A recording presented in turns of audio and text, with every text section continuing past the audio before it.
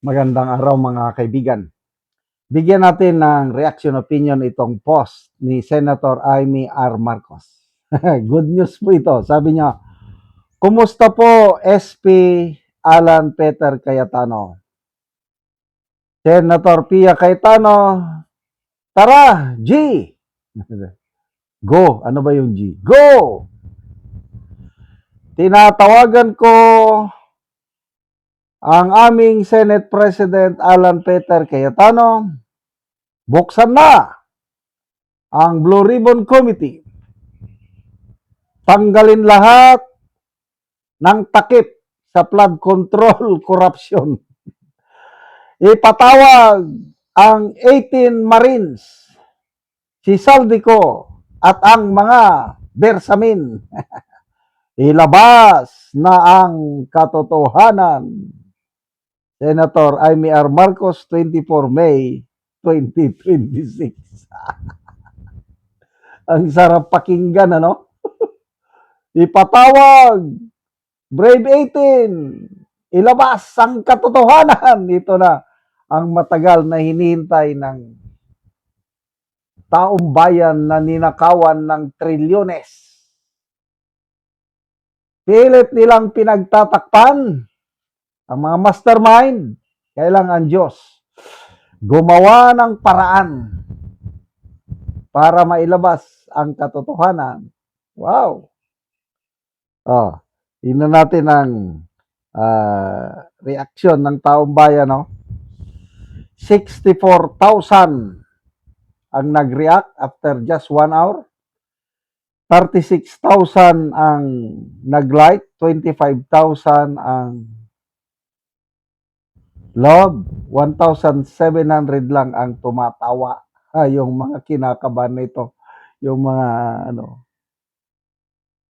galing. Sa wakas, basa tayo ng mga comments.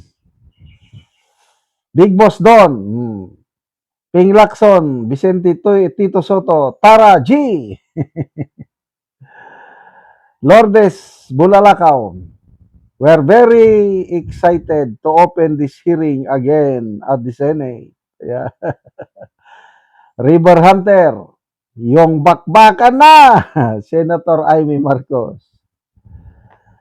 Robilisa Salonga, tama yan, lahat hinihintay natin. Rico Tomo, yan ang dapat na i-prioritize ng mga senador. Isang tabi muna ang usapin ng pagbabago ng bagong ispi at ituon ang pansin sa mga mas mahalagang issue. Filipinos are tired of waiting and deserve clear answers on who should be held accountable. Ayos.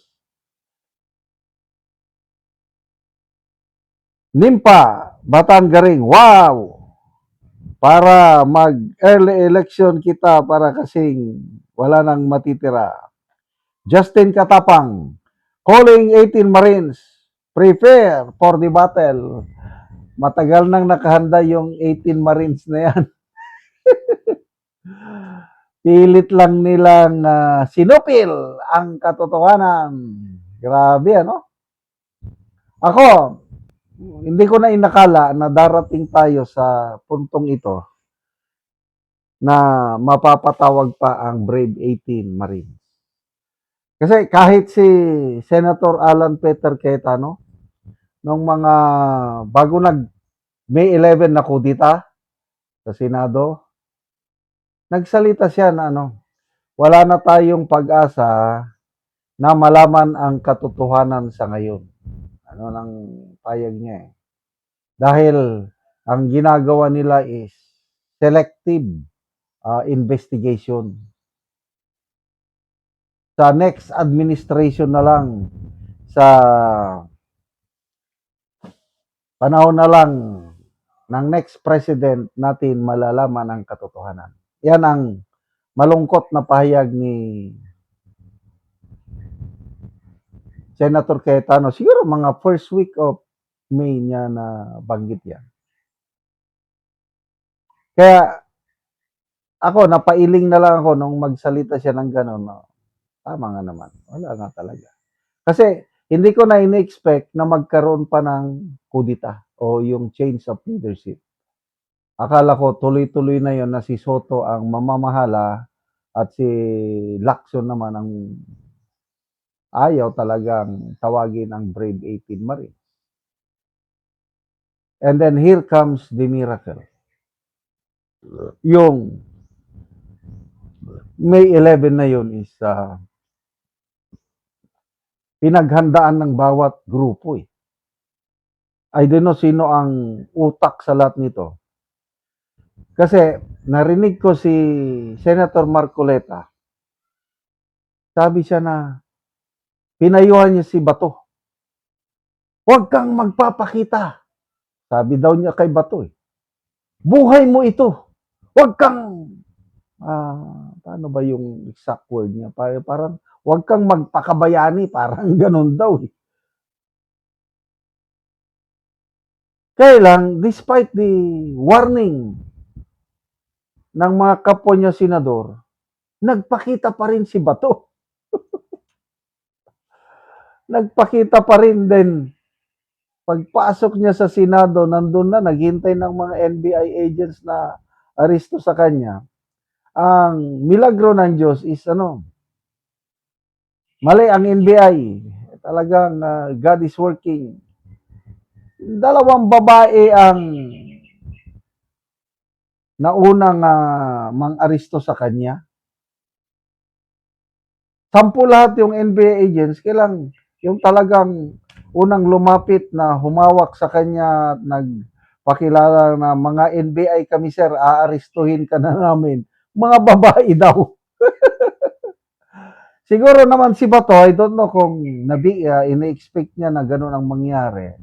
Dahil mga babae lang, tapos siya ay malaking katawan, na naitulak o na gano'n niya kagad, nakawala siya kaagad sa dalawang babaeng NBI hanggang tumakbo na siya din naghabulan na.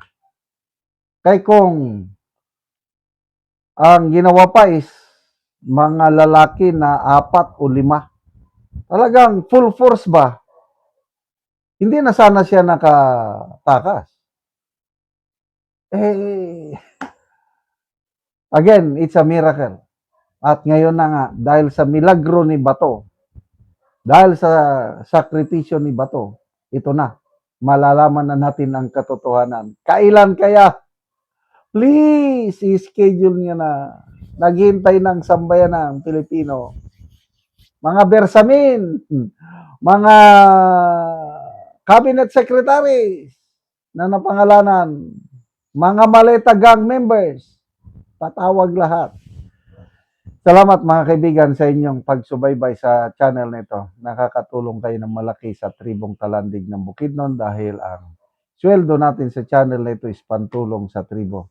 Namimigay tayo ng libreng yero at pako para makapagpatayo sila ng mas maayos na tirahan. Panoorin niyo ang video na ito. Muna ni ang natagaan na mo og yero.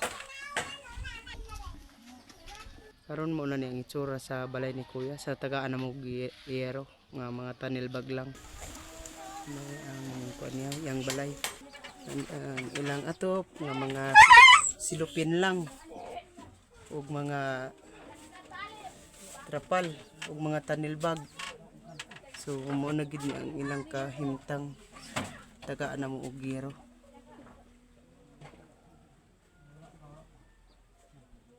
Ibutangan lang gani og mga kahoy ba ang inyong balay tungod sa ilang kahimtang ang ani lang, so tagaan naman sila giro para nga makatop sila. Karon niya pila na gyud ka tuig nga nagantos mo nga ani lang mga silupin lang gyud nga ang inyong atop.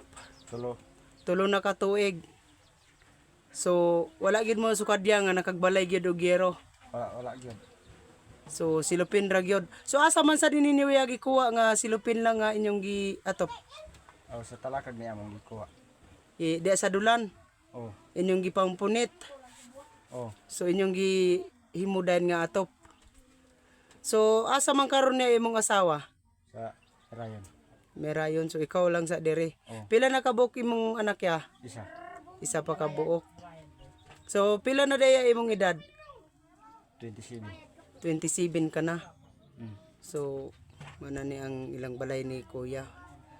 Salamat sa Ginoo nga ni grasyan ko panalangin nga matagaan kog sin. Di na gid ko maulanan. Oo. Kabalay na gid kog sin. Oo. Kalisod wala na gyud kapalit na mog sin. So Salamat kayo sa pag hatag og sin sa ako. Grasyan din ko dili na madugay. salamat kaayo.